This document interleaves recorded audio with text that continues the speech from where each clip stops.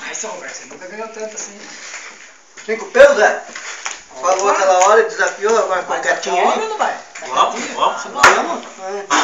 Quer seguir Não hoje? esquece de falar Essa pra parte mim, disso não, você tem que filmar pra colocar na internet depois. Tá louco, não é internet não, pai. Quando é cavalo assim que joga.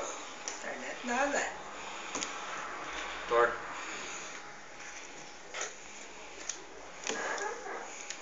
Vou jogar quieto, né? Joga mesmo, tá aqui, esbugalhado. Aqui, ó.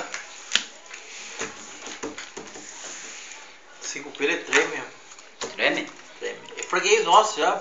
Ah, já os dois? É os dois. Tava correndo, rapaz. Vocês estão no foi a primeira lá? Freguês já. Você faz a primeira ou Tá eu diferente de onde estão. Ó, guarda, beleza. Estamos na frente de mim hoje. Dá pra você. Tirei meu 3, tirou. Não, ele escondeu só ir lá o japonesinho ali, rapaz.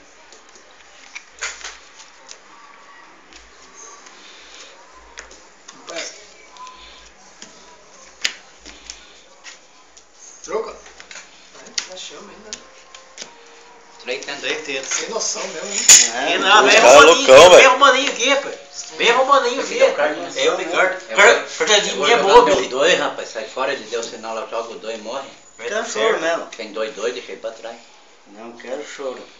Fez tanto, agora por bem. 5? Mas, sabe o que Ou você outra tá mania, né? O cavalinho dando carta.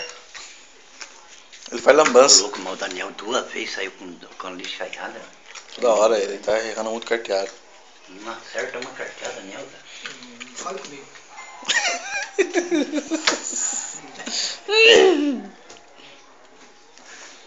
Não vou filmar isso aqui, o cara não pode ir com 7 no pé. Ah, você tá achando que é o Xerec que tá dando carta? Hã? E você não vai filmar minha carta agora. Vamos prestar atenção no jogo, Ricardo. Você, você. Vai quieto. Ele 7 ele Eu amarra. Vai. Falei pra ir quieto, rapaz. Olha lá. Ele tá no só. Tô me entendendo. Ô,